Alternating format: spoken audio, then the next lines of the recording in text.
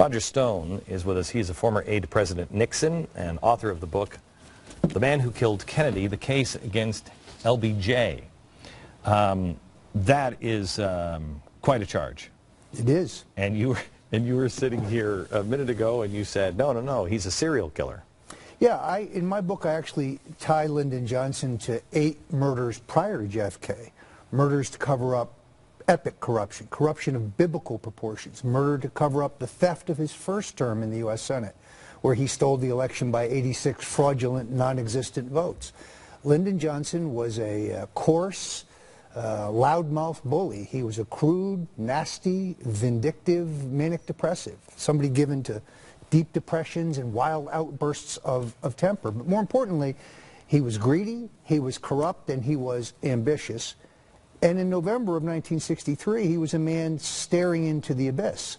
He had 2 major scandals that threatened his place on the ticket. In fact, JFK tells Evelyn Lincoln on the eve of leaving for Dallas that Johnson won't be on the 64 ticket. He says, I can't tell you who it will be, but I can tell you it won't be Lyndon. So as Kennedy's trip to Dallas approaches, LBJ is not only looking at political ruin, he's looking at prosecution and prison in both the Bobby Baker scandal.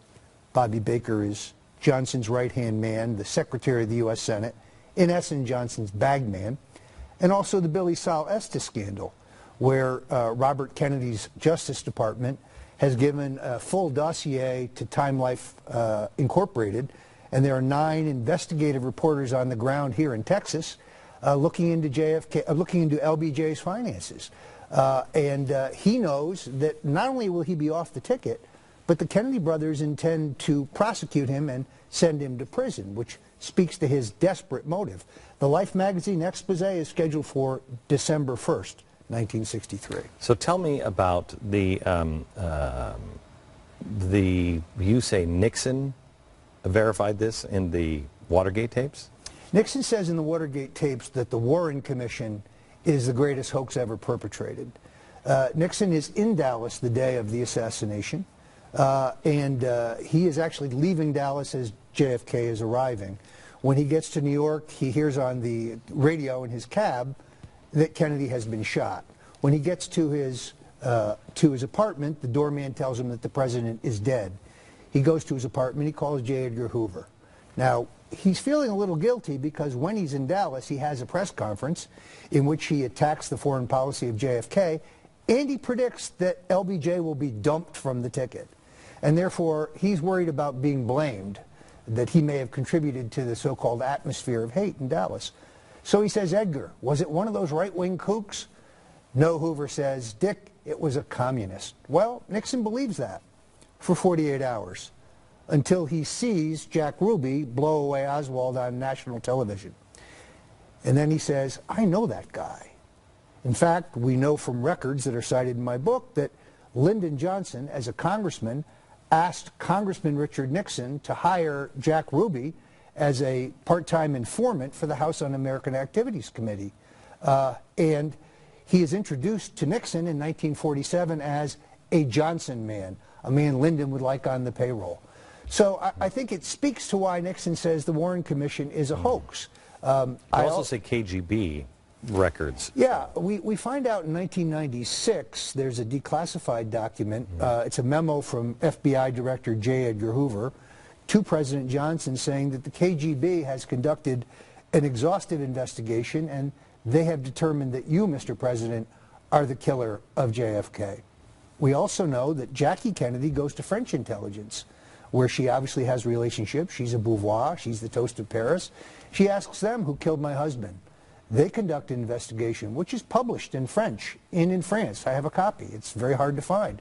They also point the finger at Lyndon Johnson. Jack Ruby, who never is allowed to talk to the press, but there is video of him being dragged down a hallway in handcuffs. And a reporter shouts out, Jack, how could this have happened? And Ruby says, if Adlai Stevenson were vice president, this never would have happened. They say, Jack, what do you mean? He says, look at the man who's in there now, the man at the top. That's Lyndon Johnson.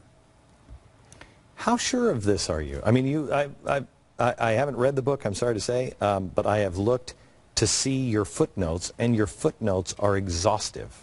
Well, because I think there's actual evidence. No, it's not just a theory. There is a fingerprint found in the 6th floor sniper's nest in the Texas School Book Depository building for a man named Malcolm Wallace. Malcolm Wallace is a longtime associate of Lyndon Johnson's. He's a Marine marksman. He's a convicted murderer. And he's held a succession of political patronage jobs arranged for him by Lyndon Johnson. 6 witnesses tell the Warren Commission that they saw a man who looked like Malcolm Wallace, heavy-set, balding, wearing horn-rimmed spectacles, in the window of the 6th floor sniper's nest prior to the shooting. They are ignored. One of the witnesses says he sees Wallace flee the building and jump in a car immediately after the killing.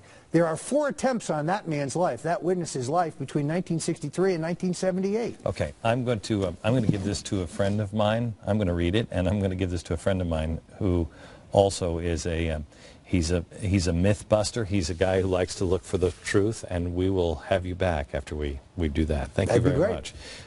Name of the book is The Man Who Killed Kennedy. Back in just a second.